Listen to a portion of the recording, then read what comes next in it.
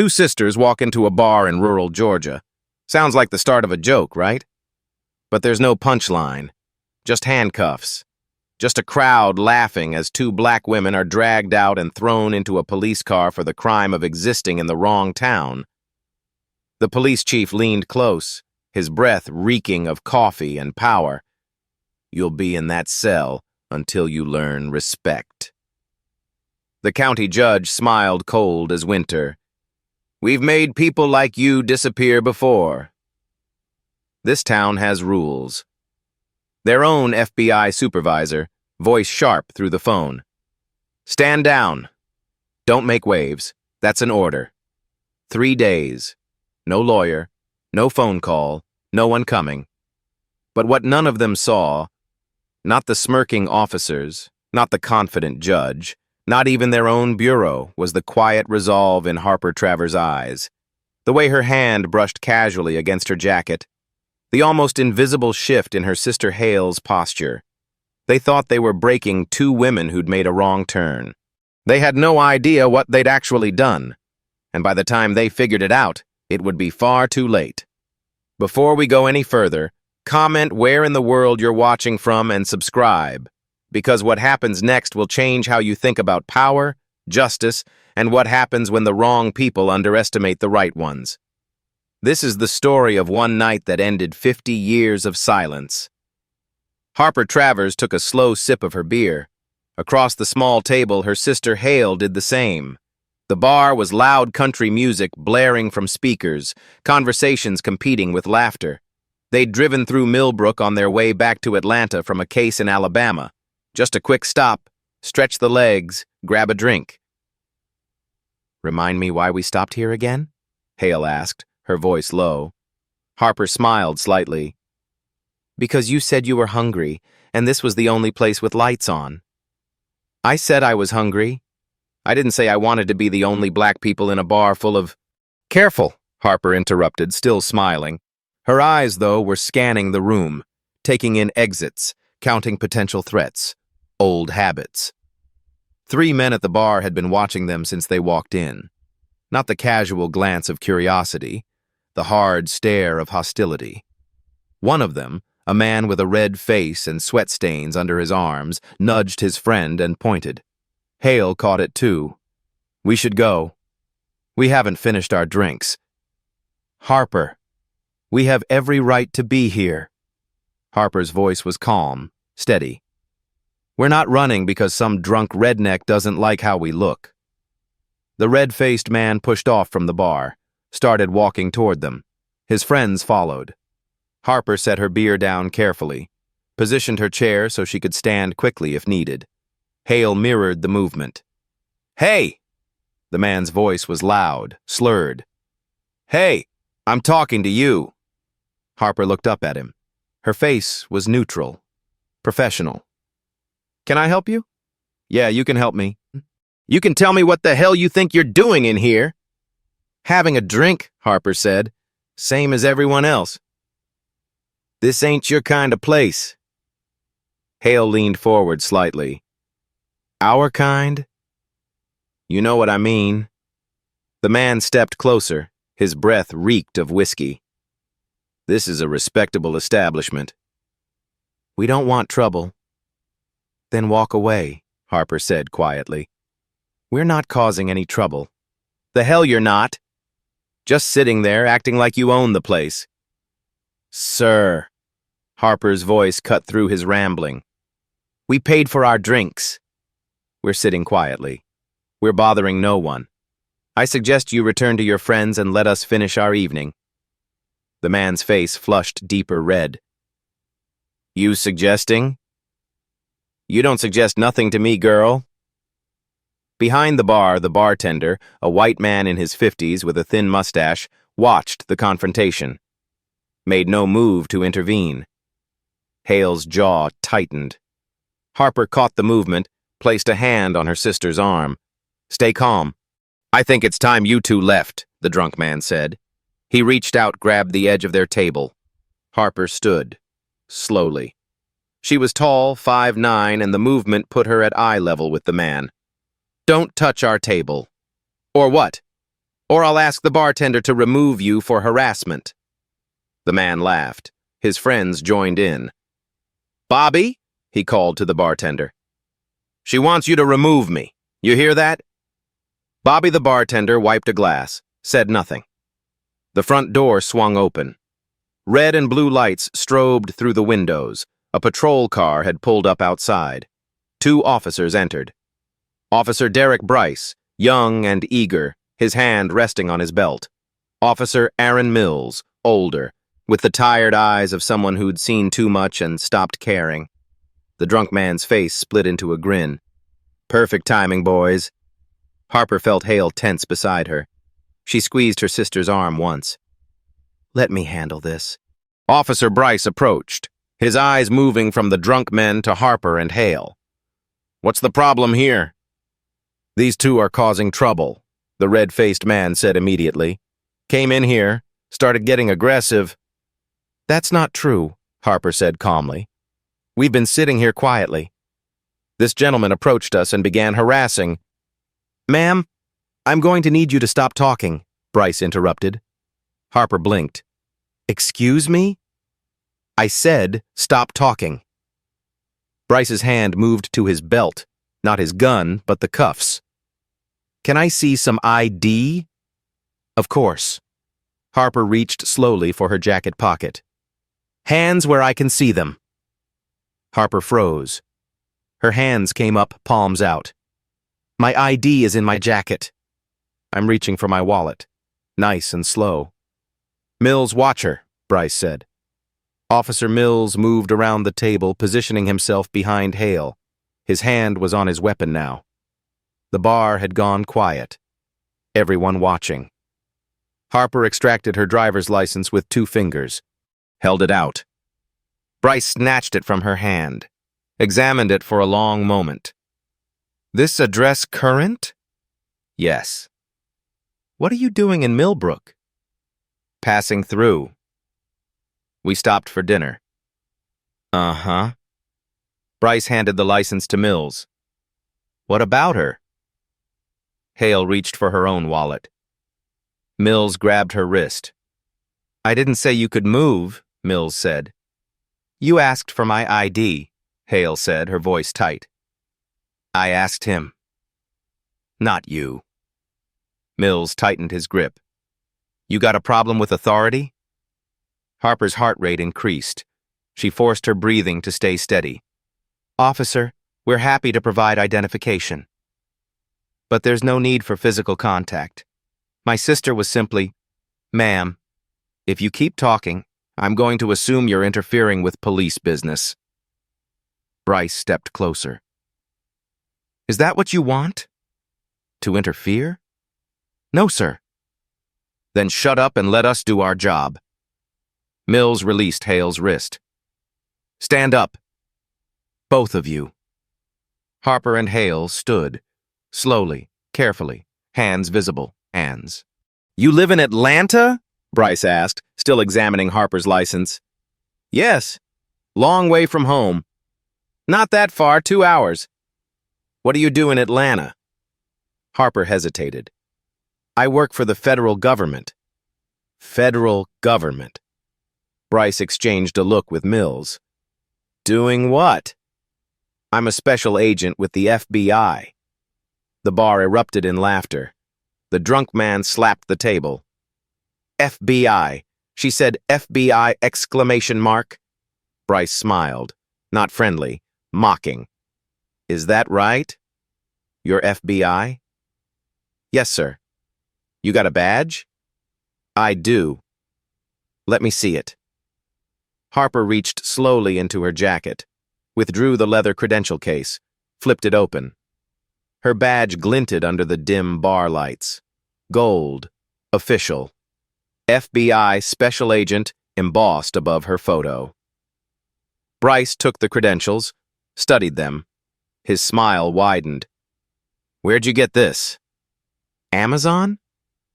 "That's an official FBI credential," Harper said. Her voice was calm but firm. "You can verify it by calling—" "I can verify it's a fake," Bryce said. He snapped the case shut, pocketed it. You're under arrest for impersonating a federal officer. What? Hale stepped forward. That's ridiculous. Call the FBI field office in Atlanta. They'll confirm. Ma'am, put your hands behind your back. We're FBI agents.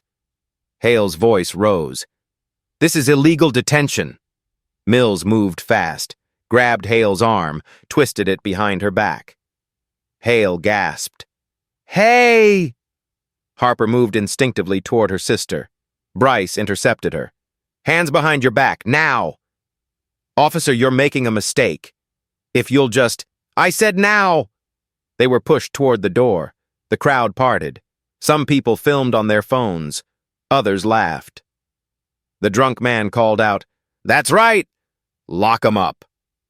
Outside, the cool night air hit Harper's face. The parking lot was lit by a single flickering streetlight. Bryce shoved her toward the patrol car. Face down, on the ground. Officer Bryce, I'm asking you to reconsider. I'm not asking. Bryce kicked the back of Harper's knee. Not hard enough to injure, but hard enough to buckle her leg. She went down on the asphalt, felt the grit press into her palms. Beside her, Mills forced Hale down the same way. Hands behind your back. Harper complied. The metal cuffs clicked around her wrists. Tight. Too tight. She felt the circulation restrict. A phone camera pointed down at her face. The drunk man from the bar, filming, laughing. Smile for the internet, sweetheart. Harper looked directly into the lens, her face calm, her eyes cold. Remember this, she thought. Remember this moment, because you're going to see it again. The patrol car smelled like old coffee and body odor. Harper and Hale sat in the back cage, separated by a metal grate from the front seat. Neither spoke. Bryce drove. Mills rode shotgun, occasionally glancing back at them. You really FBI? Mills asked after a while. His tone suggested he already knew the answer. Yes, Harper said. Mills chuckled. Sure you are. The Millbrook Police Department was a low brick building off Main Street. Small town, small station. Bryce pulled into the back lot, killed the engine. End of the line, ladies. They were walked through a side door, down a hallway with flickering fluorescent lights, the buzz of electricity overhead, the smell of industrial cleaner and sweat. A holding cell at the end of the hall, 4 walls, 1 metal bench, a toilet in the corner. Enjoy your stay, Bryce said as he unlocked Harper's cuffs, pushed her inside. Hale followed. The door slammed. Lock engaged with a heavy clunk. They were alone. Hale rubbed her wrists. Harper, they took our credentials, our phones. They're not going to let us make a call. Harper sat on the metal bench. It was cold through her jeans. She leaned forward, elbows on her knees. I know. We need to contact Atlanta. Let them know. We will. When? How? They're not going to just... Hale. Harper looked at her sister. Take a breath. We're going to be okay. They arrested us for being FBI agents. Do you understand how insane that is? I understand perfectly. Harper's voice was low, controlled. And I understand something else, too. What? This isn't the first time they've done this. Hale froze. What do you mean? Did you see the bartender? The way he didn't intervene? The way everyone in that bar watched like this was normal? Harper leaned back against the cold concrete wall. This is a system, Hale. Not 2 bad cops. A system.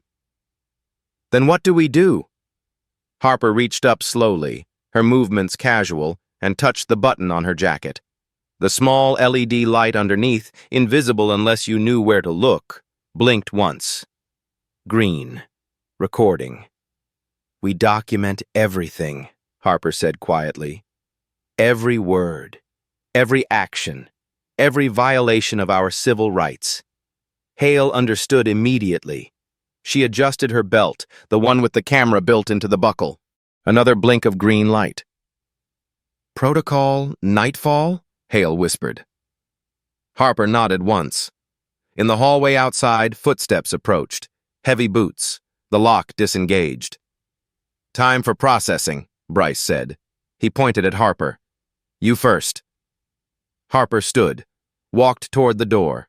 Her face was calm, but inside her mind was cataloging everything, every detail, every mistake they were making. Because mistakes, she knew, leave trails, and trails become evidence. The interrogation room was exactly what Harper expected. Small, gray walls, a metal table bolted to the floor, 2 chairs, a mirror along one wall, obviously two-way glass, a single fluorescent light overhead, buzzing like an angry insect. Officer Bryce pushed her into one of the chairs. "Sit." Harper sat. Bryce left. The door closed. For 5 minutes, Harper waited. She knew what this was. Intimidation tactic. Let the suspect stew. Let anxiety build. But Harper wasn't anxious. She was observing. The camera in the corner, disabled, she noticed, red light off. The vent near the ceiling, she could hear voices through it, indistinct. The scuff marks on the table, the floor. Signs of previous confrontations. How many other people had sat in this chair? How many had left without justice? The door opened again. A man entered. Late 50s. Thick build running to fat. Gray hair cut military short. His uniform was crisp, badges polished. The name tag read, Chief Raymond Donovan. He didn't sit, just stood there, arms crossed, looking down at Harper like she was something he'd scraped off his boot. "Harper Travers," he said. His voice was deep, with a slow southern drawl. "That's your name, right?" "Yes, Chief." "You know why you're here. Your officers arrested me for impersonating a federal agent, which is false. I am a federal agent." Donovan smiled, not friendly. "See, that's the problem. You keep saying that, but I got your fake badge right here." He pulled Harper's credentials from his pocket, waved them. "This is a crime, Miss Travers." "A serious crime. Those credentials are real. You can verify them with—" "I don't need to verify nothing." Donovan leaned forward, placed both hands on the table. His face was close now. Harper could smell coffee and chewing tobacco on his breath. "You come into my town. You disrespect the people in my town. You resist my officers, and now you're lying to my face."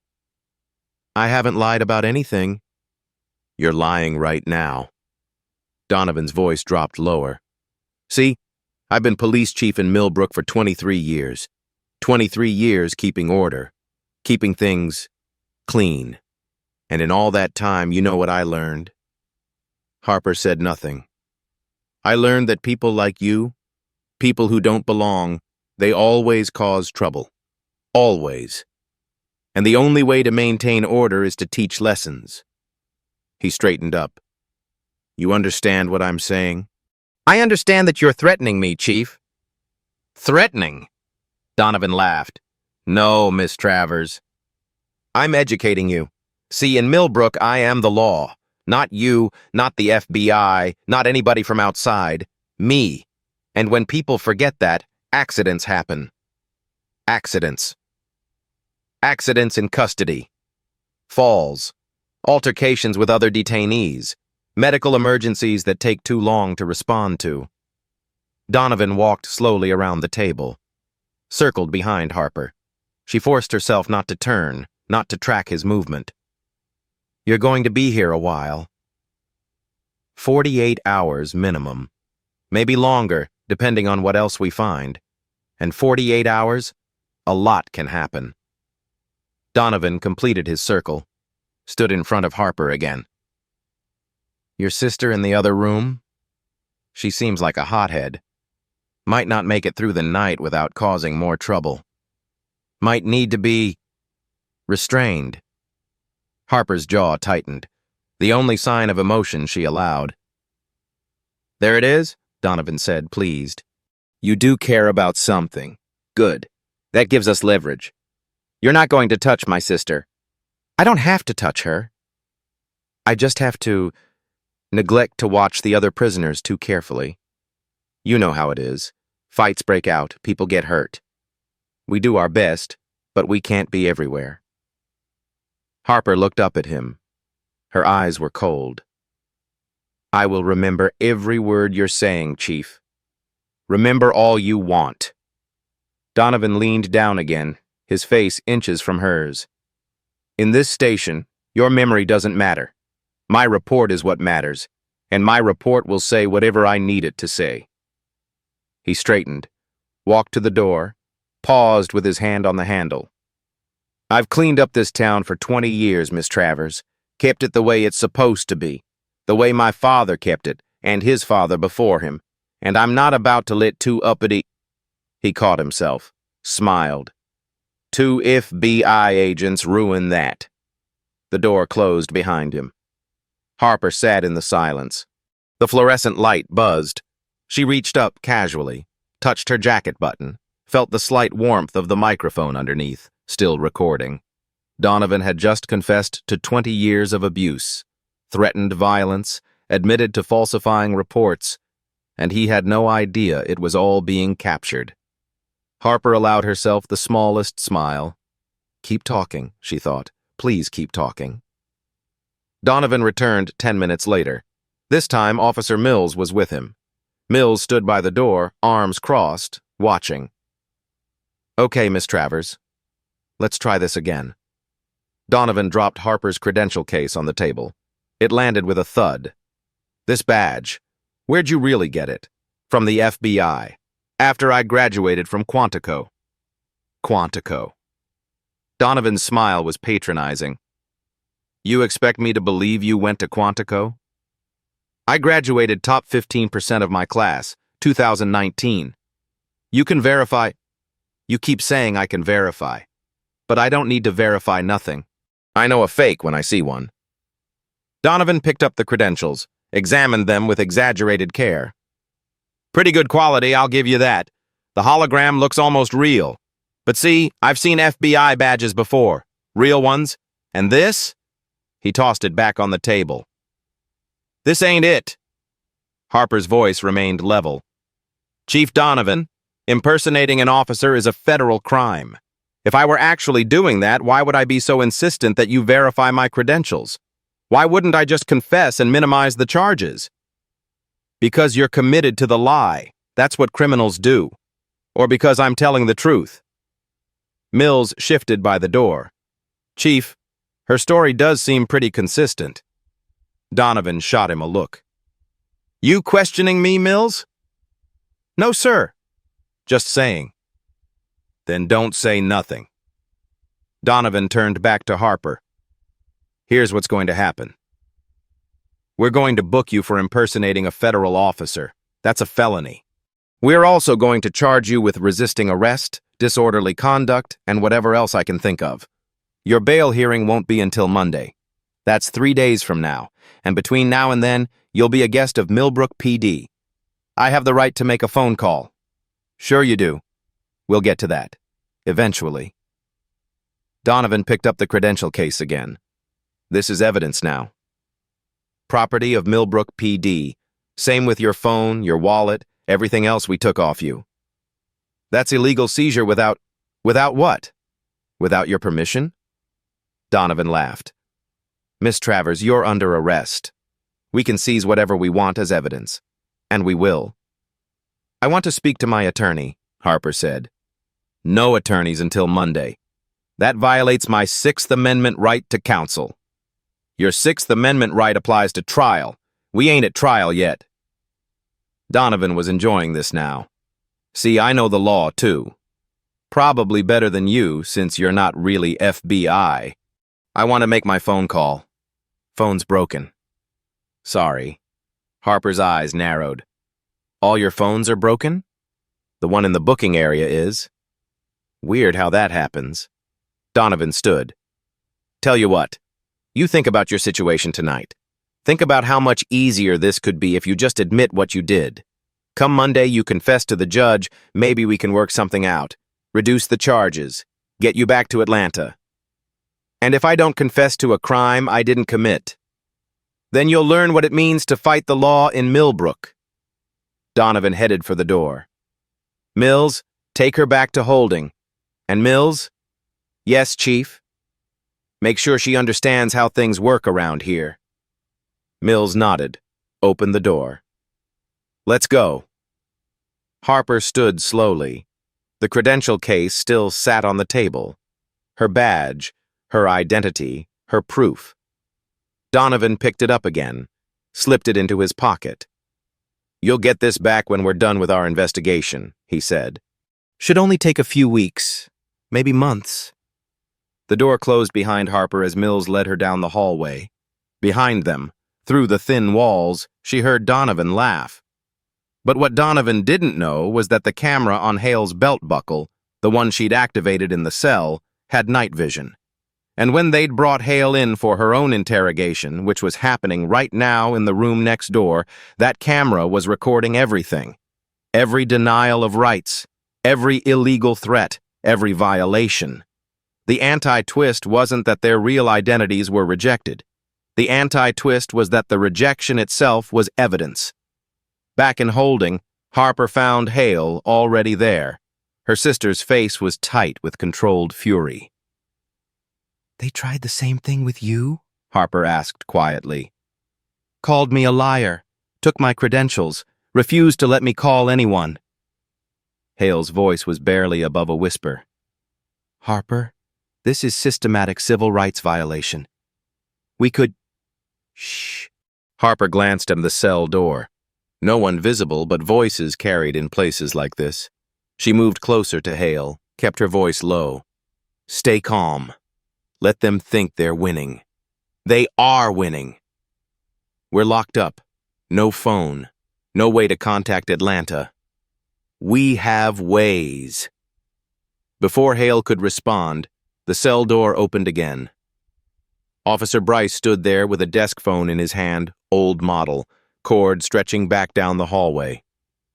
You get one call, Bryce said. He set the phone on the bench. Make it quick. Harper picked up the receiver, started to dial the Atlanta field office. From down the hallway, a voice boomed, Hold on there! Chief Donovan approached, another man beside him. This new man was tall, thin, in his 60s. He wore an expensive suit despite the late hour. His hair was silver, perfectly combed. Everything about him screamed power and money. Sorry, Miss Travers, Donovan said. Phone's malfunctioning again. Technical difficulties. Bryce took the phone back. This is Judge Harold Merrick, Donovan continued, gesturing to the man in the suit. County judge. He wanted to meet you personally. Judge Merrick studied Harper and Hale with cold, assessing eyes. So you're the two causing trouble in my town. We're not causing trouble, Your Honor, Harper said. We're the ones being unlawfully detained. Unlawfully? Merrick's eyebrows rose. You've been arrested for impersonating federal officers. That's a serious charge. We are federal officers. So you say. But Chief Donovan tells me your badges are fake. Your story doesn't check out. And you've been belligerent and uncooperative. Hale stepped forward. That's not true. We've been completely cooperative despite multiple civil rights violations. Young lady, I suggest you watch your tone. You're in enough trouble without adding contempt charges. Contempt charges? We haven't even been to court. Yet. Merrick turned to Donovan. Chief, my recommendation is to hold them for the full 48 hours while you complete your investigation. No bail, no phone calls. We need to verify every detail of their story. No phone calls? Harper's voice sharpened.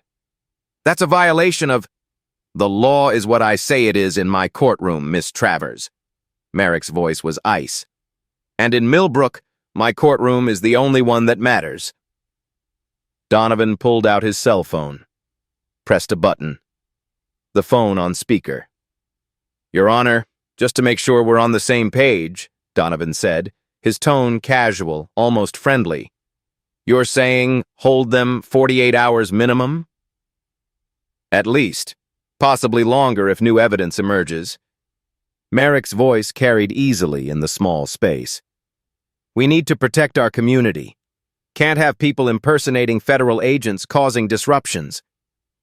And no contact with outside counsel during that time? Correct. We need time to verify their identities first.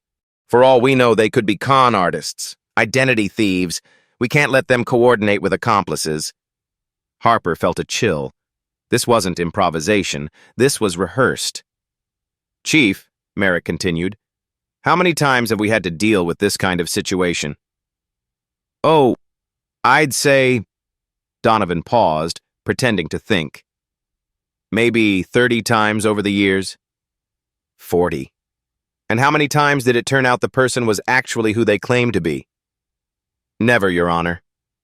Not once. It was a lie. Harper knew it was a lie, but it didn't matter, because this was their system, their town, their rules. There you have it, Merrick said. Precedent. We're simply following established procedure. What about our Sixth Amendment rights? Hale demanded. Our right to counsel? Applies at trial, not during investigative detention, Merrick replied smoothly.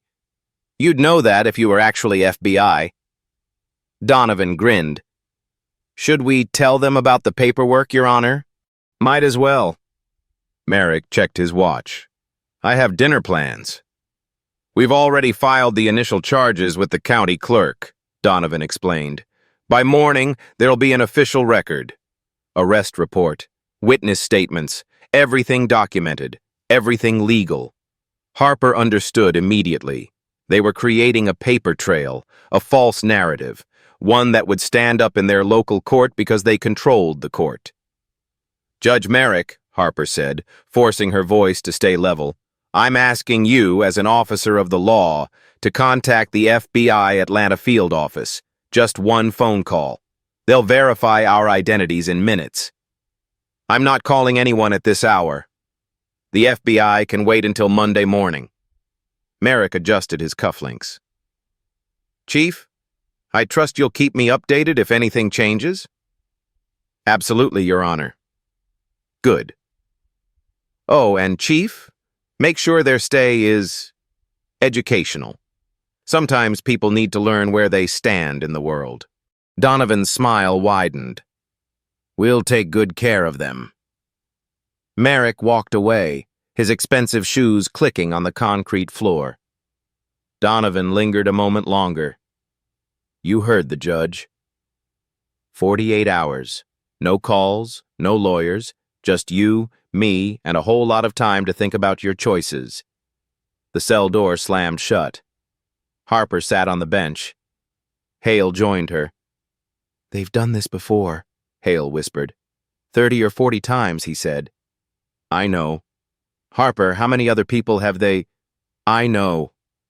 Harper's hand moved to her jacket again. Casual, natural, checking the mic, still recording.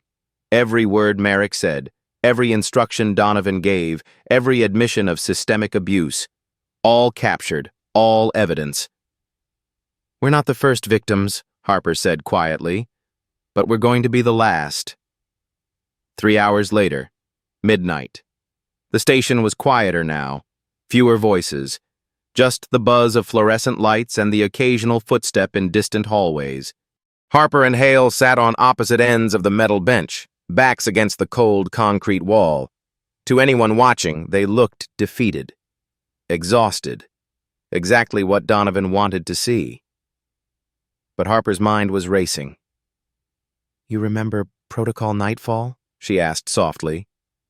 Hale didn't look at her, kept her eyes forward, her posture slumped. The emergency extraction procedure for agents under hostile custody. Exactly. Harper shifted slightly, adjusting her jacket. The movement looked natural, casual, but her fingers found the small button beneath her lapel, pressed it twice. A sequence. Confirmation signal. You activated it? Hale's voice was barely audible. 6 hours ago, when we were first detained. Harper's hand dropped to her lap. If we don't check in within 24 hours, the signal automatically transmits our GPS coordinates to Atlanta, along with the recordings. They took our phones. They took our phones. They didn't take these. Harper touched her jacket again. Bureau-issue surveillance equipment. Looks like a jacket button. Radio frequency that can't be jammed by standard cell phone blockers. And it's been recording everything since we walked into that bar. Hale's eyes widened slightly, but she maintained her defeated posture. Everything? Every word, every threat, Donovan's confession, Merrick's instructions, all of it. Harper allowed herself a small, grim smile. Your belt? Camera still active. Battery's good for another 48 hours. Then we have coverage. Audio and visual, multiple angles. A pause. Then Hale asked, "Do you think it'll be enough?" "It'll have to be." Footsteps approached. Harper and Hale immediately stopped talking, returned to their defeated postures. But the footsteps passed their cell, continued to the office at the end of the hall. Through the thin walls, voices carried clearly. "Donovan, everything filed?" A woman's voice, unfamiliar. "All charges logged into the system, Chief." "Arrest reports completed. I backdated the witness statements like you asked." "Good. What about the physical evidence?" "Their credentials are in the evidence locker. Phones, wallets, car keys all secured. Make sure the phones stay locked. I don't want anyone accessing them." "Already done. Passwords disabled. No one's getting into those devices." Donovan laughed. "Perfect. By Monday morning, this'll all be official record. 2 con artists arrested for impersonation. Open and shut." "Chief, what if they really are FBI?" A pause. When Donovan spoke again, his voice was harder. "Doesn't matter, Linda. By the time anyone figures that out, if anyone figures it out, we'll have documentation showing they were uncooperative, violent, resistant. We'll have justification for everything we did. Standard procedure. That's how this works. Like the others. Exactly like the others. You've been doing this long enough. You know the drill." Linda, apparently the administrative clerk, hesitated. "How many has it been now, Chief?" "Does it matter?" Sometimes I wonder if..." "Don't wonder. Do your job. This town stays clean because we keep it clean, because we don't let outsiders come in here and think they can disrespect our way of life. You understand?" "Yes, Chief." "Good. Now go home. Get some sleep. Monday's going to be busy." Footsteps.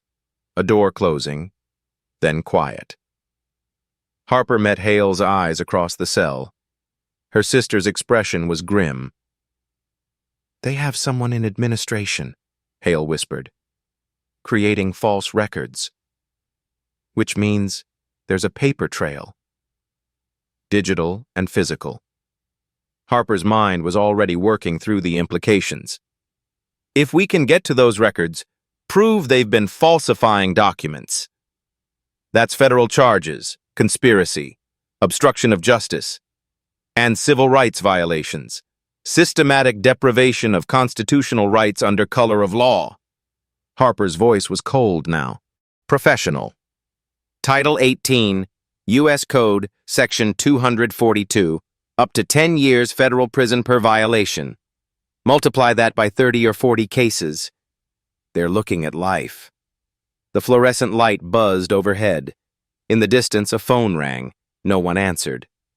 Harper reached up one more time, checked her device, still recording, still transmitting data in encrypted bursts to the satellite relay that would eventually reach Atlanta. Somewhere out there, her colleagues were already receiving fragments of evidence, already beginning to understand what was happening in Millbrook. But it wouldn't be fast enough. The system moved slowly. Bureaucracy, warrants, chains of command. They needed another angle. They needed someone local, someone who'd already been a victim, someone willing to testify. Harper thought of Donovan's words, 30 or 40 times over the years. 30 or 40 other people who'd been through this. One of them had to be willing to fight back. Morning light filtered through the high window of the cell. Harper hadn't slept. Neither had Hale. They'd spent the night in silence listening to the sounds of the station, learning its rhythms. At 7 a.m., Chief Donovan appeared. He looked fresh, rested, coffee cup in hand. "Morning, ladies. Sleep well?" Neither Harper nor Hale responded. Strong, silent types. I respect that. Donovan took a sip of coffee. "I got some news. Judge Merrick wants a status update, so I'm going to need you two to sit tight while I make a call." He pulled out his cell phone, set it on a small table outside the cell, just visible through the bars. Then he dialed, put it on speaker. 3 rings, then, "Merrick." "Your Honor, it's Chief Donovan, calling about our guests." "Ah, yes, the impersonators.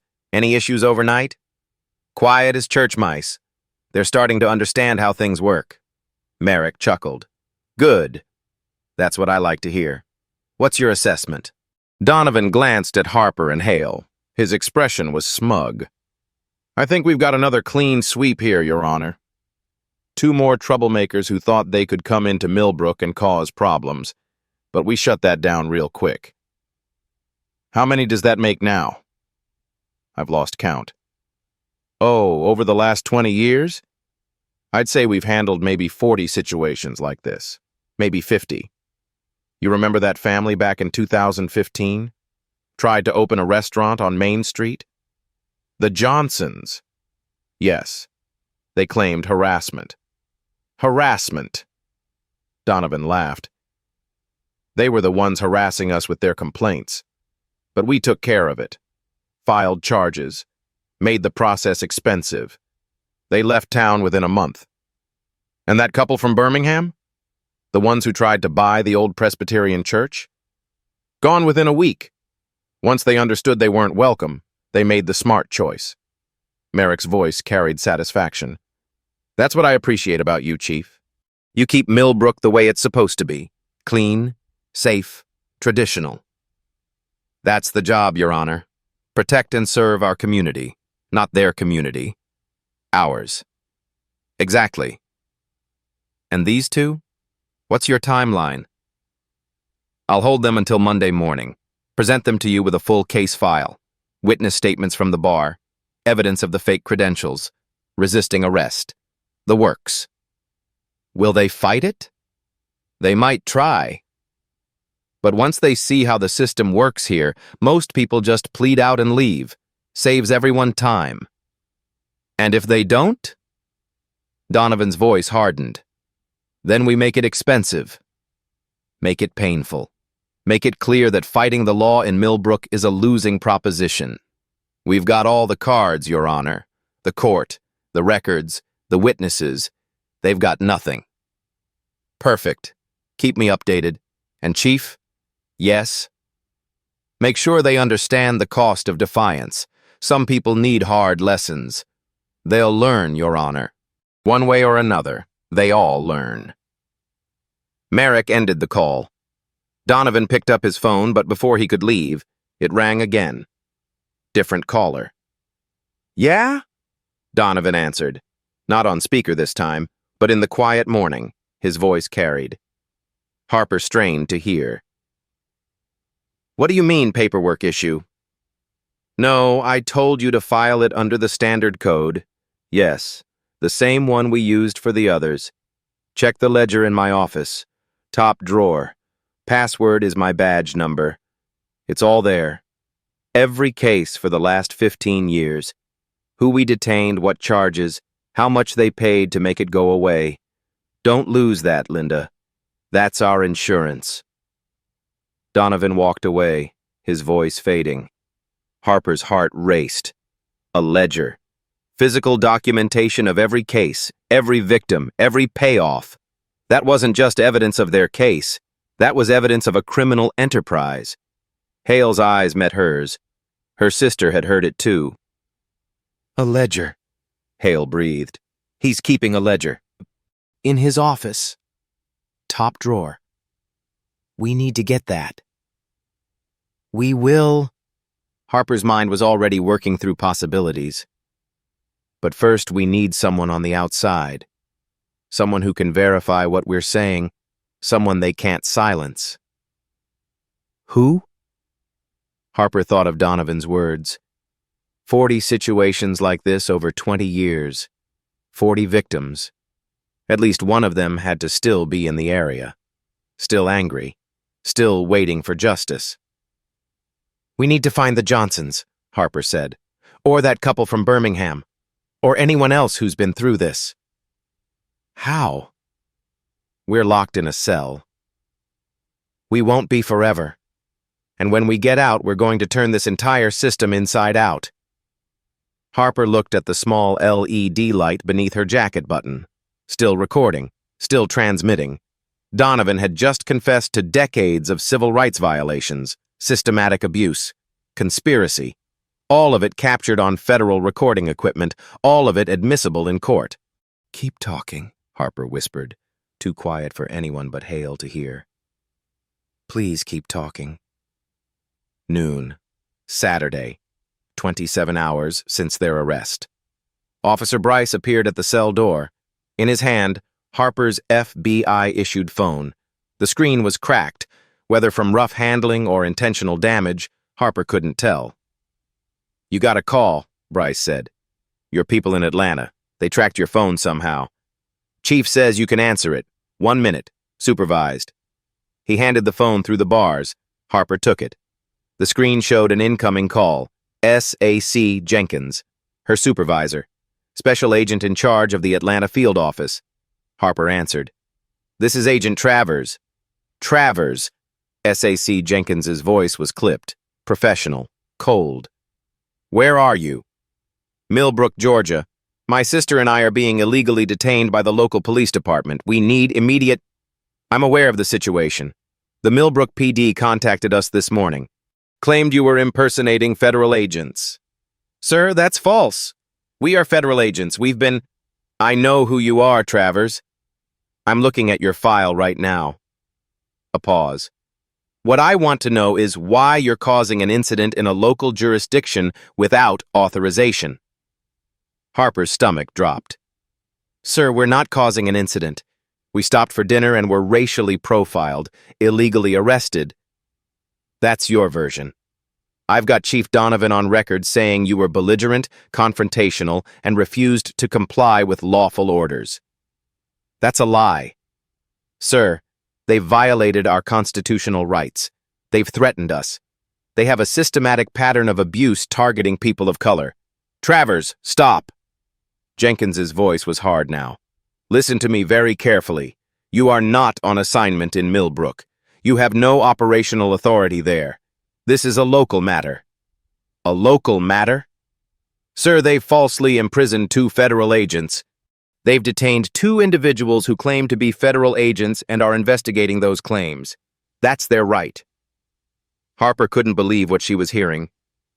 Sir, are you ordering us to not pursue this? I'm ordering you to stand down. When they release you on Monday, you drive back to Atlanta. You file a report with Internal Affairs. We handle this through proper channels, quietly, diplomatically. Diplomatically? Sir, they've been doing this for 20 years. Which is why we don't need you making it worse by turning this into a federal incident. Jenkins's voice rose. Do you understand what kind of media nightmare this creates? FBI agents arrested in a small southern town? The optics alone. The optics? Harper's voice shook with barely controlled anger. Sir, with all due respect, this isn't about optics. This is about systematic civil rights violations. This is about politics, Travers. And politics requires discretion. You will stand down.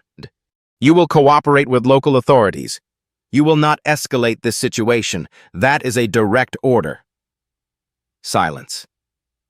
Do you understand, Agent Travers? Harper's jaw clenched. Yes, sir. Good. I'll expect you back in Atlanta by Tuesday morning. We'll discuss your judgment in this matter then. The call ended. Bryce took the phone back. Sounds like your boss isn't too happy with you." Harper didn't respond. She sat back down on the bench, her mind reeling. Hale moved closer. "What did he say?" "He ordered us to stand down. Said we're making a political problem worse." "Stand down?" "Harper, they've committed multiple felonies." "I know. We have evidence. Recordings. We have everything we need to—" "He doesn't care." Harper's voice was hollow. "He cares about the Bureau's reputation, about not making waves with local law enforcement, about keeping things quiet." Hale stared at her. "So what do we do?" Harper was quiet for a long moment, thinking, processing. SAC Jenkins had just abandoned them, had chosen politics over justice, had ordered them to let this corruption continue. She thought of Donovan's words. 30 or 40 victims over 20 years. She thought of every person who'd sat in this cell before them, every person who'd been threatened, abused, driven out of town, every person who'd never gotten justice because the system protected itself. Harper looked up at her sister. "We don't stand down," she said quietly. "We finish this." "Even if it costs us our careers?" "Even if." Hale nodded slowly. "Okay. Then we need a plan. A real one. Because if Atlanta won't help us, we're on our own." Harper allowed herself a small, grim smile. "Not entirely. We still have our recordings. We still have Protocol Nightfall. And we're about to have something else." "What?" "Allies. People who've been waiting 20 years for someone to fight back." Sunday morning. Harper and Hale had been in custody for 48 hours. A new face appeared outside their cell. A black woman in her 70s, elegant despite her age. She wore a crisp pantsuit and carried herself with the bearing of someone who'd spent decades in positions of authority. Officer Mills stood beside her, looking uncomfortable. "You got 15 minutes, he told the woman. "And I'm watching." "That's fine, officer." Her voice was cultured, careful. She waited until Mills stepped back a few paces, then addressed Harper and Hale through the bars. "My name is Lorraine Watts. I'm a retired county judge." Harper stood. "Judge Watts." "Not judge anymore. Haven't been for 15 years. Watts glanced at Mills, then back to Harper. "I heard about your situation. Word travels fast in small towns." "Why are you here?" Hale asked. "Because 30 years ago I sat where you're sitting now." Different cell, same station, same chief of police, though back then Raymond Donovan was just a sergeant. But the same system. Harper's pulse quickened. "You were detained here?" "For 3 days. My crime was trying to integrate a neighborhood. Moved my family into a house on Oak Street, nice house, good price. But it was the wrong side of town, if you understand me. Within a week I was arrested for disturbing the peace. They held me until my husband paid a fine and agreed we'd move out." "That's extortion," Hale said. "That's Millbrook." Watts's voice was bitter. "I was a lawyer then. Thought I could fight it. But Donovan's father was chief of police back then, and Harold Merrick was a young DA. They controlled everything. The courts, the records, the system. So I paid the fine, moved out, and spent the next 10 years quietly working my way up. Eventually became a judge in the county system, not here in Millbrook, but close enough." "Why didn't you report them?" Harper asked. "I tried. Filed complaints with the state attorney general. No one cared. It was my word against theirs, and they had documentation showing I was the aggressor. Fake documentation, but documentation nonetheless." Watts leaned closer to the bars. "But that was before body cameras. Before smartphones. Before audio recordings were admissible in every court." Harper understood immediately. "You know we're recording." Watts smiled slightly. "I suspected. FBI wouldn't send agents into a hostile jurisdiction without surveillance equipment, and I suspect you've been collecting evidence since the moment you were detained. We have, audio and visual, but our supervisor ordered us to stand down. Typical. The system protects itself. But you're not going to stand down, are you? No, ma'am. Good. Because I have something you need. Watts reached into her purse. Mills started forward, but she held up a hand. Just papers, officer. Nothing dangerous. She pulled out a manila folder, slid it through the bars. Harper opened it. Inside, photocopies of old documents, court filings, property records, arrest reports. That's 15 years of cases, Watts said. Every person I could track down who'd been through Millbrook's system. Names, dates, charges. Some of them settled, some left town. But all of them have stories like yours. Hale looked through the documents. This is dozens of cases. 43 to be exact. That I could find. I suspect there are more. Watts's expression was grim. I've been collecting these for years, waiting for the right moment, the right case, the right person who could actually do something about it. Why now? Harper asked. Why us? Because you're FBI. Because you have resources. Because you won't be scared off like everyone else was. Watts glanced at Mills again, then lowered her voice. And because I'm dying. Cancer. 6 months, maybe 8. I don't have time to wait anymore. Harper felt a surge of emotion, respect, solidarity. Judge Watts, if we pursue this, they'll come after you. Let them. I have nothing left to lose, and I have copies of everything in safe deposit boxes. 3 different banks. If anything happens to me, it all goes public. You'd testify? Under oath? In a heartbeat. I'll testify about my case, about the patterns I've observed, about how this system operates. Watts straightened. But you need more than testimony. You need hard evidence, documentation, the kind of evidence that can't be dismissed or explained away. Harper thought of Donovan's ledger, the one in his office, top drawer. We're working on that, Harper said carefully. Watts smiled. I thought you might be. Listen carefully. There's a reporter at the Atlanta Journal-Constitution. Her name is Keisha Monroe. She's been investigating corruption in rural Georgia counties. I've been feeding her information for 2 years. If you can get her evidence, real evidence, she'll run with it. Front page, national attention. How do we contact her? When you get out of here, call this number. Watts pushed a business card through the bars. Tell her Lorraine sent you.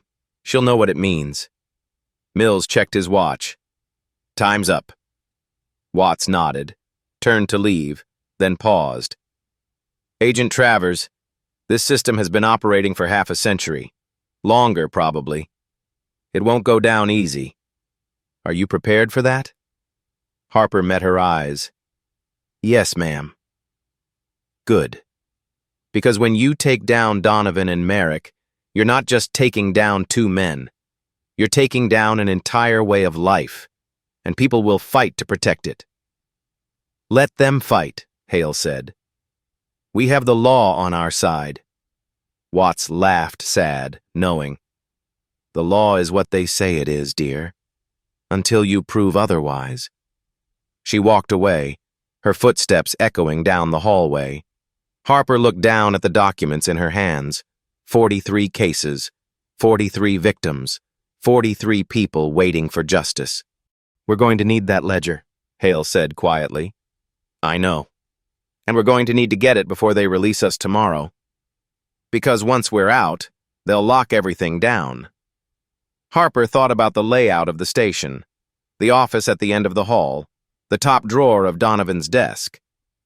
Then we'd better start planning, she said. Sunday evening, 6 p.m. Officer Bryce appeared at the cell again. This time he looked nervous. Phone call for you, he said to Harper. Some woman named Monroe. Says she's a reporter. Chief says you can take it, but I'm monitoring. Harper took the phone. Keisha Monroe. That was fast. Watts must have contacted her immediately after leaving the station. This is Agent Travers. Agent Travers, this is Keisha Monroe with the Atlanta Journal-Constitution. I understand you're being held in Millbrook.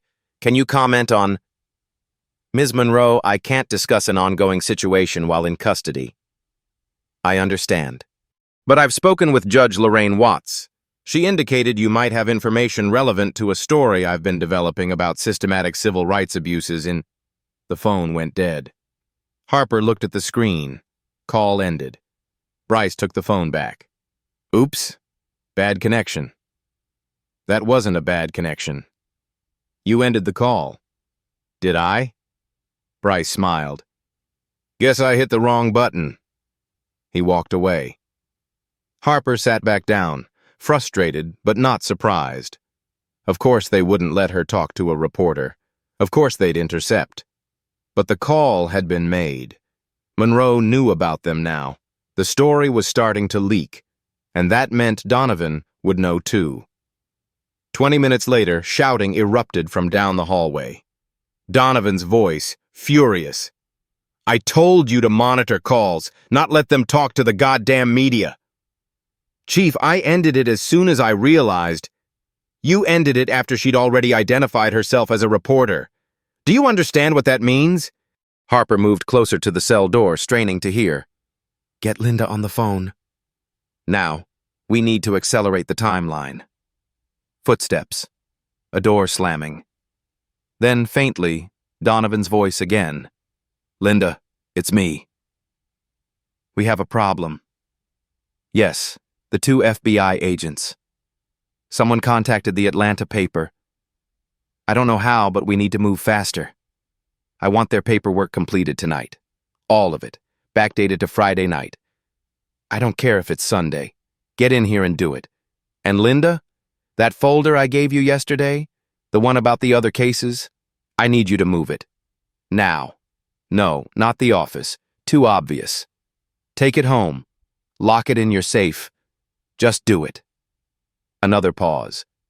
Then, Mills, get in here. Officer Mills appeared from somewhere, hurried past the cell. Yes, Chief? I need you to make a house call. Lorraine Watts. She's been running her mouth. Harper's blood ran cold. What do you want me to do? Mills asked. I want you to have a conversation with her. Remind her what happens when people don't mind their own business. And while you're there, see if she's got any documents, files, anything that might cause us problems. Confiscate it. Chief, I can't just break into her house. You're not breaking in. You're conducting a welfare check. Concerned citizen called saying an elderly woman might be in distress. You're just doing your job, Officer Mills. And if you happen to see evidence of criminal activity while you're there, well, you're obligated to secure that evidence. Right? A pause. Then Mills. Right, Chief. Good. Take Bryce with you. And Mills, be persuasive. Footsteps fading. A door closing. Harper turned to Hale. Her sister's face was pale. They're going after Watts, Hale whispered. They're going to destroy her evidence. And intimidate her so she won't testify. Harper's mind raced. They needed to warn her. But how? They had no phone, no way to contact anyone. Wait. Protocol nightfall. The emergency signal had been transmitting for over 48 hours now, which meant Atlanta had been receiving data packets, audio, video, GPS coordinates for 2 days. The automated system would have flagged it as a priority. Even if SAC Jenkins had ordered them to stand down, someone in the Atlanta office would be monitoring the signal.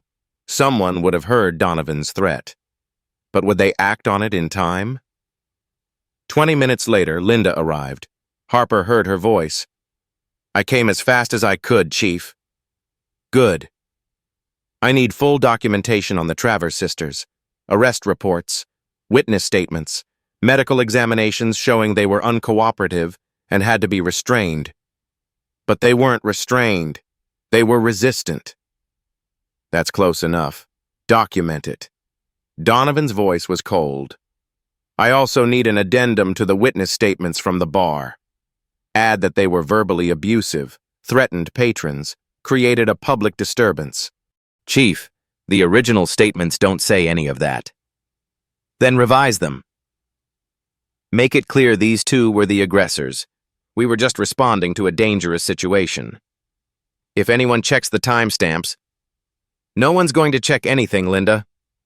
By the time the FBI gets around to reviewing this case, we'll have a complete paper trail showing we acted appropriately. They'll see two agents who went rogue, caused trouble in a small town, and then tried to use their badges to avoid consequences. A pause. You've been doing this for 12 years. Why are you hesitating now? I'm not hesitating. It's just, they are actual FBI agents. What if nothing? The FBI doesn't care about two agents who embarrassed the Bureau. Trust me. Their own supervisor already told them to stand down. Linda was quiet for a moment. Then, okay, I'll have everything ready by morning. Good. And Linda, after this is over, we're going to need to be more careful. Maybe take a break from these operations for a while. Let things cool down. You're worried. I'm being prudent. We've had a good run, 20+ years. But maybe it's time to pull back, at least until this blows over. Harper listened, her heart pounding. They were panicking. Good.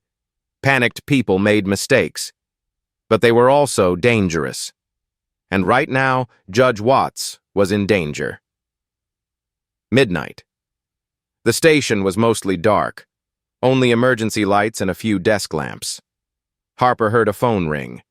Donovan answered. Yeah? What do you mean she's not there? You checked everywhere? God damn it. She must have known we were coming. Did you find any documents? Nothing? All right, get back here. We'll deal with it tomorrow. Donovan hung up, slammed his hand on his desk. Harper allowed herself a moment of relief. Watts had escaped, or hidden.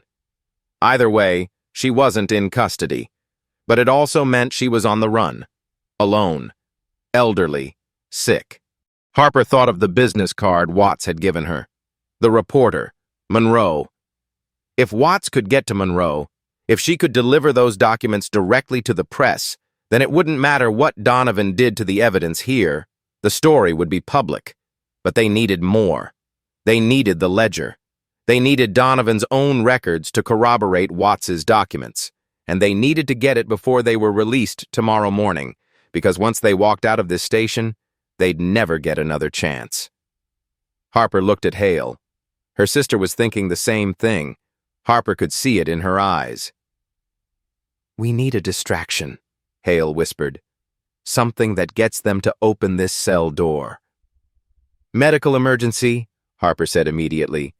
You start showing symptoms. Chest pain, difficulty breathing. They'll have to take you to the hospital. And while they're focused on me, I get to Donovan's office. Get the ledger.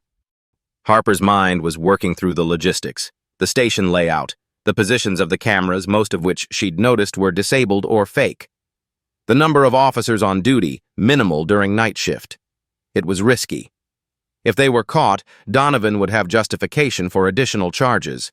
Resisting arrest, attempted escape, assault even. But if they succeeded, they'd have everything they needed to take down the entire system. How's your acting? Harper asked. Hale smiled grimly. About to find out. She stood up, walked to the middle of the cell, and then she gasped, a horrible choking sound. Her hand went to her chest. She staggered, fell to her knees. Hale! Harper shouted. Hale! What's wrong? Hale collapsed on the floor, convulsing. Harper ran to the cell door, gripped the bars. Help! Someone help! My sister's having a seizure! Footsteps running. Officer Bryce appeared, fumbling with his keys. What happened? I don't know, she just collapsed. She needs medical attention. Bryce unlocked the cell door, rushed inside, knelt beside Hale. And Harper moved. Harper slipped out of the cell while Bryce was focused on Hale. She moved quickly down the hallway, keeping to the shadows. The night shift was minimal, maybe 2 officers total. Most of the station was dark. Donovan's office was at the end of the hall. The door was closed but not locked. Harper pushed it open slowly. The hinges creaked. Inside, a cluttered desk, filing cabinets, framed commendations on the walls. She moved to the desk. Top drawer, locked. Harper pulled a bobby pin from her hair. Standard FBI training included basic lockpicking. She worked the mechanism. 30 seconds. Click. The drawer slid open. Inside, a leather-bound ledger. Thick. Heavy. Harper lifted it out, opened it. Pages and pages of handwritten entries. Dates, names, charges, amounts paid. Some entries went back 30 years. This was it. The evidence they needed. Behind her, a voice. "Looking for something?" Harper spun around. Chief Donovan stood in the doorway, Officer Mills beside him. Both had their hands on their weapons. "That's theft," Donovan said calmly. "Breaking and entering a police chief's office, stealing evidence. That's felony charges right there." Harper held the ledger. "This isn't evidence. This is a record of your crimes. My word against yours." Donovan stepped into the office. "And right now, you're the one caught breaking into my desk. Mills, take her." Mills moved forward. Harper backed up, but there was nowhere to go. Mills grabbed her arm, twisted it behind her back. The ledger fell to the floor. "Secure that," Donovan ordered. He picked up the ledger, tucked it under his arm. "Change of plans, Agent Travers. You and your sister are going to have an accident." Harper's stomach dropped. An accident. Tragic, really. 2 prisoners tried to escape, assaulted an officer. In the confusion, there was a struggle. Injuries were sustained. Donovan's voice was cold. By the time backup arrived, it was too late. "You're going to kill us. I'm going to protect my town." Big difference. Donovan nodded to Mills. "Get the sister. Bring them both to my car." Back entrance. 20 minutes later, Harper and Hale were in the back of Donovan's personal SUV. An old Chevy Tahoe, dark blue, civilian plates. Mills drove. Donovan sat in the passenger seat, the ledger on his lap. They drove east, away from downtown Millbrook. The roads became dirt. The trees thickened. No streetlights. No houses. Just darkness, and the occasional animal eyes reflecting in the headlights. "Where are we going?" Hale asked. Her voice was steady, but Harper could hear the fear underneath. "Place we use for training exercises," Donovan said. "Out in the national forest. Good for target practice, tactical scenarios, that kind of thing." "Bodies," Harper said flatly. Donovan glanced back at her. "Now why would you say something like that?" "Because this is where you brought the others. The ones who didn't leave town quietly." A pause. Then Donovan smiled. "You're smart. I'll give you that. But not smart enough." The SUV turned off the dirt road onto something that barely qualified as a trail. Branches scraped the sides. The vehicle bounced over roots and rocks. After 5 minutes, Mills stopped. Killed the engine. "We walk from here," Donovan said. They were pulled out of the SUV. The forest was pitch black except for the flashlights Mills and Donovan carried. The smell of pine and damp earth. Somewhere in the distance, an owl hooted. They walked for 10 minutes, deeper into the forest. Harper's mind raced, calculating. 2 of them. 2 armed officers. Poor odds.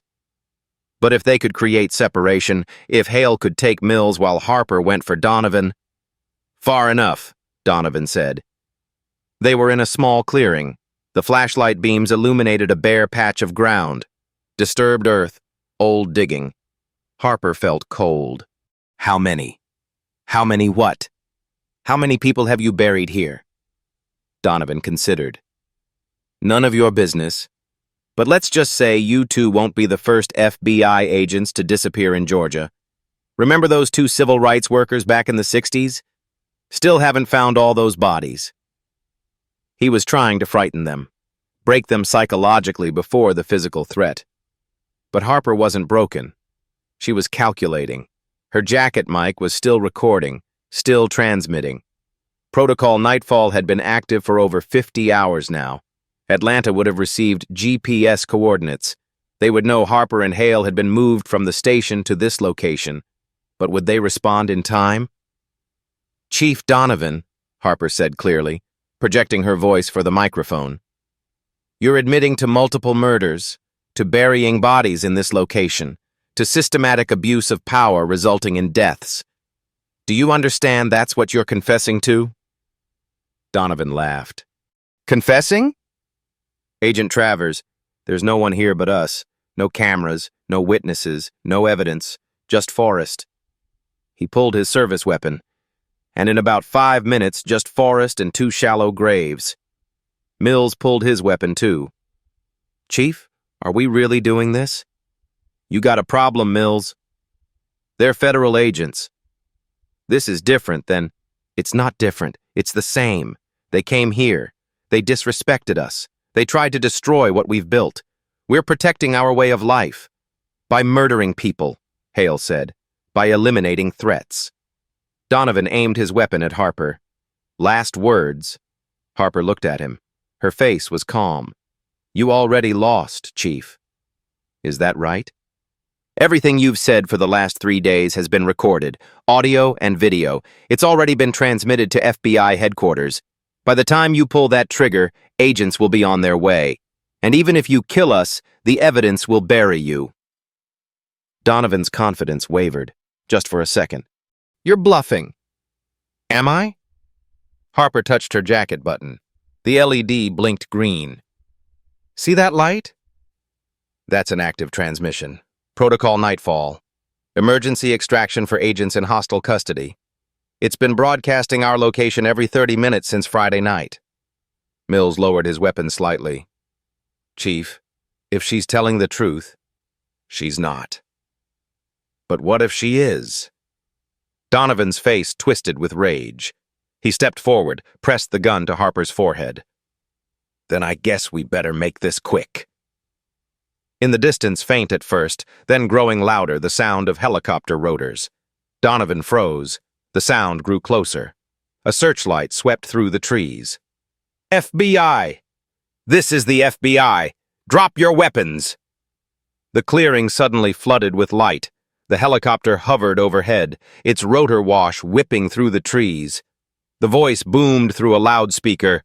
Chief Raymond Donovan! Officer Derek Mills, you are surrounded! Drop your weapons and put your hands behind your heads! Donovan spun, looking for escape routes, but flashlights appeared in the trees. Figures in FBI tactical gear emerged from the darkness. At least 8 agents, weapons drawn. Drop the gun, Chief, Harper said quietly. It's over.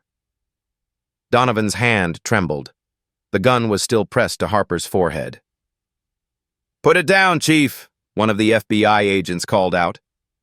Harper recognized the voice agent Marcus Webb, tactical team leader from Atlanta. There's no way out.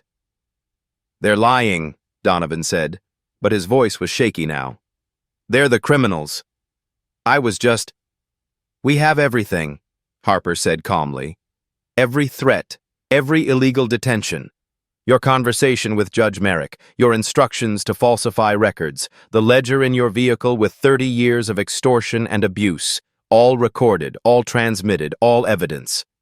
Mills' weapon clattered to the ground. He raised his hands. I surrender. I'll cooperate. I'll testify. Mills, you son of a... Harper moved. Fast. Her FBI hand-to-hand combat training took over.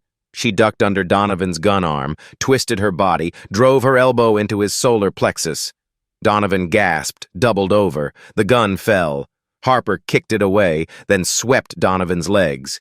He crashed to the ground. 3 seconds. That's all it took. Harper planted her knee in Donovan's back, wrenched his arms behind him. Chief Raymond Donovan, you're under arrest for kidnapping, attempted murder of federal officers, conspiracy to deprive civil rights under color of law, and about 40 other charges we'll add as we review the evidence. Agent Webb approached with zip-tie cuffs. I'll take it from here, Travers. Harper stood, breathing hard. Webb secured Donovan, read him his rights. Other agents moved in, secured Mills, searched the area. Hale appeared beside Harper. You okay? Better than okay. Harper looked down at Donovan, now face down in the dirt, the complete reversal.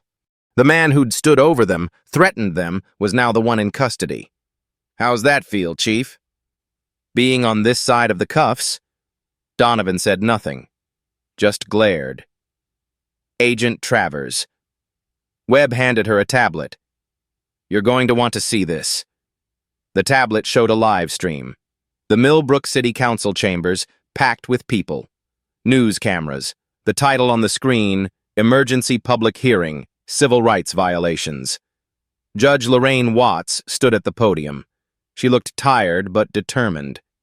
Behind her on a large screen, photographs, documents, audio waveforms. And for 15 years I collected evidence, Watts was saying.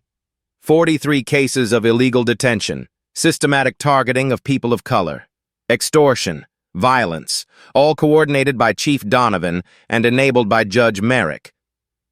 The camera panned across the audience. Harper saw Keisha Monroe, the reporter, taking notes. She saw community members, black and white, watching with shock and anger. She saw members of the city council, some looking genuinely surprised, others looking sick with guilt. Tonight, I'm presenting this evidence publicly because the system has failed to act privately. I've filed complaints with the state attorney general. Nothing. I've contacted the FBI. Nothing. Until now. Watts gestured to the screen. These recordings were made over the last 72 hours by FBI Special Agents Harper and Hale Travers. They were illegally detained, threatened, and nearly murdered. But they documented everything. The screen changed. Audio began playing. Donovan's voice. I've been police chief in Millbrook for 23 years. 23 years keeping order, keeping things clean. Then Merrick's voice. How many does that make now? I've lost count. Donovan again. Over the last 20 years, I'd say we've handled maybe 40 situations like this, maybe 50. The audience erupted. Shouts, gasps. Some people stood, calling for arrests. Watts raised her hand for silence. There's more. The audio continued. Donovan threatening violence. Merrick ordering illegal detention. The confession about the ledger. The conversation about falsifying records. Every word, every admission. Playing for the entire town to hear. Harper watched the screen, satisfaction flooding through her. This was it. The public exposure. The moment when everything they'd endured became worth it. The FBI is at this moment arresting Chief Donovan and Judge Merrick, Watts continued. Additional arrests will follow. And I'm calling for a complete federal investigation into the Millbrook Police Department and county court system. The crowd erupted again, this time in applause. Back in the forest, Agent Webb was photographing the ledger page by page. This is incredible, he said. Travers, this documents 3 decades of systematic abuse. Names, dates, amounts extorted. It's a complete record. Make sure you get everything, Harper said. Every page. And secure the chain of custody. I want this airtight. Already done. Forensic accountants are standing by. We'll cross-reference every entry with bank records, court documents, witness testimony. Another agent approached. We found the burial site. At least 3 bodies, maybe more. Ground-penetrating radar is incoming. Harper felt sick. 3 people. Murdered and buried here. How many families had spent years wondering what happened to their loved ones? ID the bodies, she said. Contact next of kin. They deserve answers. Agent Travers. Webb handed her a phone. Atlanta wants to talk to you. Harper took it. This is Travers. Agent Travers, this is Director Chen, not S.A.C. Jenkins, the actual director of the FBI Atlanta Division. I want to apologize. S.A.C. Jenkins made a serious error in judgment ordering you to stand down. His actions will be reviewed. Thank you, sir.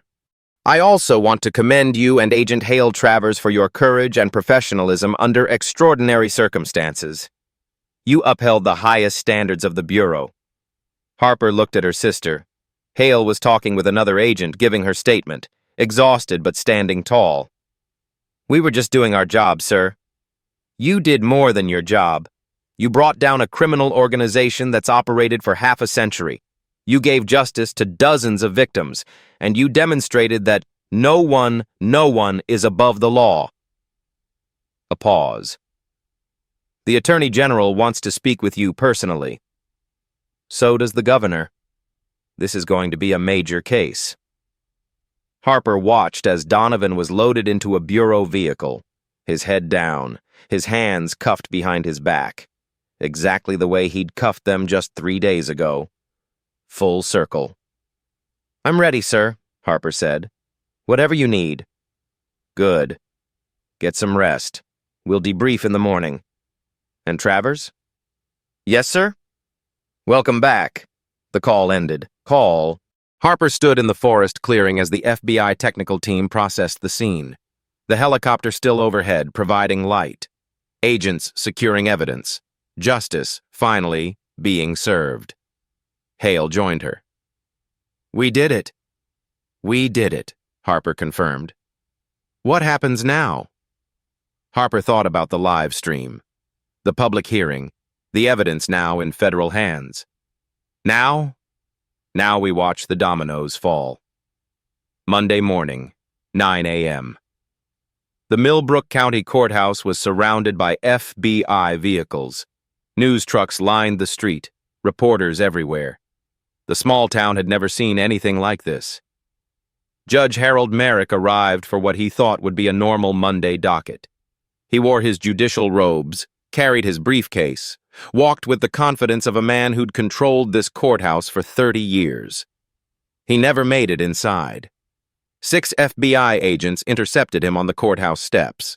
Judge Harold Merrick, you're under arrest for conspiracy to deprive civil rights under color of law, obstruction of justice, falsification of official records, and accessory to kidnapping and attempted murder.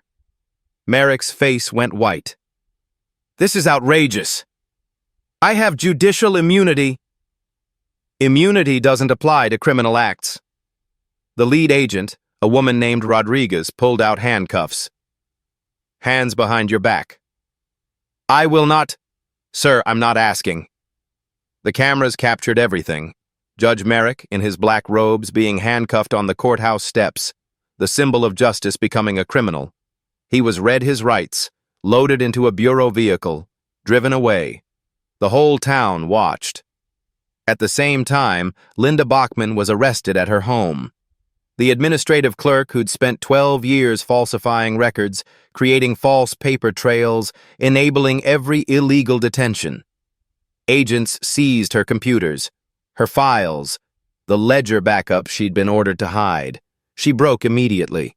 I'll tell you everything, she said, voice shaking. I'll testify. I'll give you names. Just please, my kids. I have 2 kids. Can they stay with my sister while I... That can be arranged, Agent Webb said. But you need to give us everything, every case, every falsified document, every person who was involved. There's 5 officers besides Donovan and Mills. There's 2 county clerks. There's a prosecutor who knew but looked the other way. And there's... She hesitated. Who else? 3 city council members. They took payments in exchange for ignoring complaints. Webb's expression hardened. Names. She gave them. By noon, 11 people were in federal custody. Chief Donovan, Judge Merrick, Officer Mills, Officer Bryce, 3 more officers from the Millbrook PD, Linda Bachman, 2 county clerks, 3 city council members, the entire corrupt system arrested in a single morning. News trucks broadcast live from Millbrook, CNN, MSNBC, Fox News. The story was national now. Small-town corruption exposed by FBI agents. Decades of civil rights violations end in mass arrests. How 2 sisters brought down a criminal enterprise. Harper and Hale watched the coverage from the FBI field office in Atlanta. They'd been debriefed all night, given medical evaluations, interviewed by Internal Affairs, by the Attorney General's office, by the media liaison. But now, watching the arrests play out on screen, Harper felt something she hadn't felt in 3 days. Relief. Agent Travers? An assistant stuck her head in the conference room. The Attorney General is ready for you. Harper stood, straightened her jacket a new one, since her old one was evidence now. Hale stood beside her. Together, they walked down the hallway. Behind them on the TV, footage played of Donovan being perp-walked into federal court. His head down, his hands cuffed. The man who'd said, "I am the law," was now subject to it. And there was something deeply, profoundly satisfying about that. Millbrook looked different in the spring. The Rusty Nail had a new owner. A black family from Atlanta who'd bought it and renamed it the New South Cafe. Inside, the walls were painted bright colors. The menu featured both soul food and traditional Southern cooking. And everyone was welcome. Harper and Hale sat at the bar, same seats where they'd been arrested 90 days earlier. But everything else had changed. "Can I get you ladies anything else?" the new owner asked. Her name was Patricia Johnson. Same Johnson family that Donovan had driven out in 2015. They'd returned after the arrests, bought the property at auction. "Just the check," Harper said, "and compliments to the chef. Best fried chicken I've had in years." Patricia smiled. "My grandmother's recipe." Figured it was time to bring it back to Millbrook. Outside, children played in the newly renovated town square. The fountain, broken for 15 years now, worked again. Flowers planted, benches repaired. The town was rebuilding, literally and figuratively. That evening, Harper and Hale attended a community forum at the Millbrook Community Center. 200 people packed the room, black and white, young and old. People who'd lived in Millbrook their whole lives and people who were considering moving back. Judge Lorraine Watts, looking healthier, her cancer treatment showing signs of working, stood at the podium. 3 months ago, this town was controlled by fear, she said. Fear kept us silent. Fear kept us complicit. But 2 women refused to be afraid. And their courage changed everything. Applause. Harper and Hale, sitting in the back, tried to remain inconspicuous. But people turned, nodded, smiled.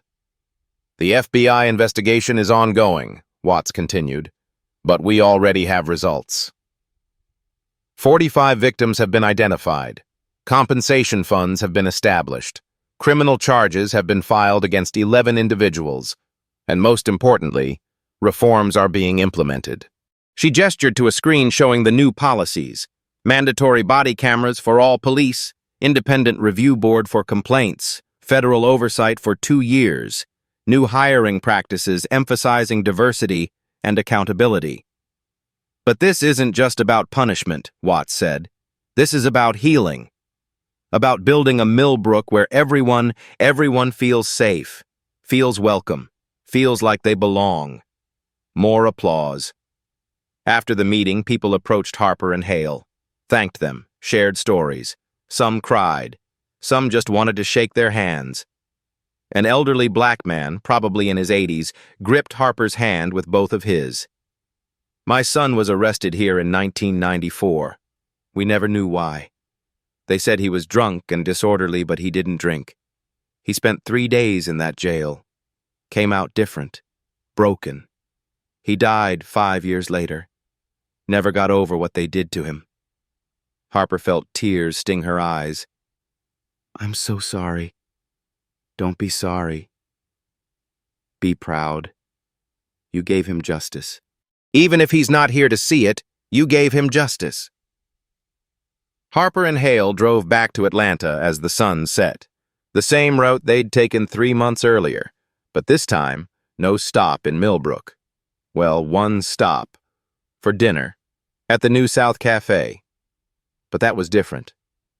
You think it'll last? Hale asked as they merged onto the highway. The reforms? The changes? I think it's a start, Harper said. Change is slow, generational, but it has to start somewhere. Started with us refusing to shut up. Started with a lot of people refusing to shut up. Watts, the 45 victims who came forward, the reporters who covered it, the federal prosecutors who took the case seriously. Harper glanced at her sister. We were just the catalyst. They drove in comfortable silence for a while. Then Hale said, S.A.C. Jenkins got reassigned. I heard. Some desk job in D.C. effectively ended his career. Good. He chose politics over justice. That has consequences. Harper nodded.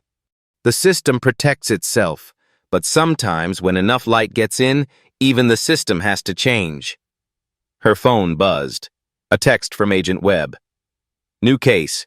Possible civil rights violations in rural Alabama. Interested? Harper showed it to Hale.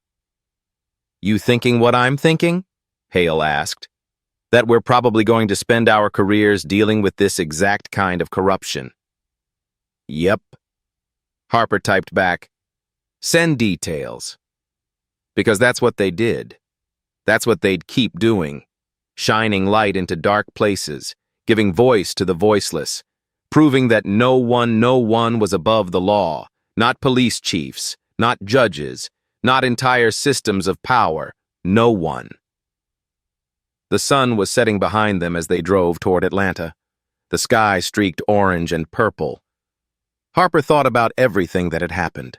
The fear, the anger, the satisfaction of watching Donovan get arrested, the profound relief of watching justice served. But mostly, she thought about the elderly man whose son had been destroyed by Millbrook's system. About the 45 victims who'd finally gotten compensation. About the children playing in the town square, growing up in a different Millbrook than their parents had known. That's what it was all about. Not revenge. Not even justice, really. Healing. And if Harper and Hale could help even one more community heal, it would be worth it. You know what's funny? Hale said, breaking the silence. What? We just wanted a beer and some chicken wings. Harper laughed, really laughed. And we ended up taking down a 50-year criminal enterprise. Typical Friday night. They laughed together. The kind of laughter that comes after trauma, after survival, after victory. The highway stretched ahead of them. Atlanta's lights appeared on the horizon. Behind them, Millbrook was changing, slowly, imperfectly, but changing. And somewhere out there in another small town, another corrupt system was operating. But now they knew it could be stopped. It could be exposed. And justice, real justice, could win, if someone was brave enough to fight for it. Harper pressed the accelerator. They had work to do. If this story moved you, if it made you think about justice and accountability, share it. Because the only way corrupt systems change is when enough people refuse to accept them. Subscribe to hear more stories like this. Stories about ordinary people doing extraordinary things in the pursuit of justice. And remember, no one is above the law. No one is beneath it. That's not just a saying. That's a promise. A promise that people like Harper and Hale Travers fight every day to keep. Where are you watching from? Let me know in the comments. Because these stories, they're not just entertainment. They're reminders that justice is possible, that courage matters, and that sometimes all it takes is two people refusing to back down.